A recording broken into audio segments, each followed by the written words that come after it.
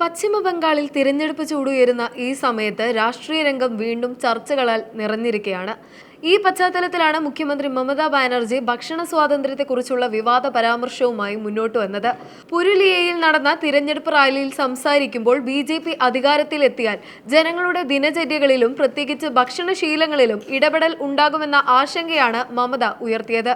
മീൻ, ഇറച്ചി, മുട്ട പോലുള്ള സാധാരണ ഭക്ഷണങ്ങൾ പോലും കഴിക്കാൻ പാടില്ലാത്ത സാഹചര്യം ഉണ്ടാകാമെന്നായിരുന്നു അവരുടെ മുന്നറിയിപ്പ്. ഇതൊരു സാധാരണ രാഷ്ട്രീയ ആരോപണമല്ല. ബംഗാളികളുടെ സംസ്കാരവുമായി ചേർന്നിരിക്കുന്ന ഭക്ഷണ രീതിയെ ലക്ഷ്യമിട്ട് നടക്കുന്ന നീക്കമാണെന്ന് മമത തുറന്നു പറഞ്ഞു. ബംഗാളിൽ മീനും മാംസവും വെറും ഭക്ഷണമല്ല, ജീവിതത്തിന്റെ ഭാഗമാണ്. അതിനാൽ ഈ വിഷയത്തിന് ജനങ്ങളിൽ വലിയ പ്രതികരണം ഉണ്ടാകാനുള്ള സാധ്യതയുണ്ട്. ഈ പരാമർശങ്ങൾ തിരഞ്ഞെടുപ്പ് പ്രചാരണത്തിൽ പുതിയൊരു ചർച്ചയ്ക്ക് വഴിവെച്ചിരിക്കുകയാണ്. ഇപ്പോൾ മത്സരം നയിക്കുന്നത് വികസനം മാത്രമല്ല, ഭക്ഷണം, സംസ്കാരം, വ്യക്തിഗത സ്വാതന്ത്ര്യം തുടങ്ങിയ വിഷയങ്ങളും വോട്ടർമാരെ സ്വാധീനിക്കുന്ന പ്രധാന ഘടകങ്ങളായി മാറിയിരിക്കുന്നു.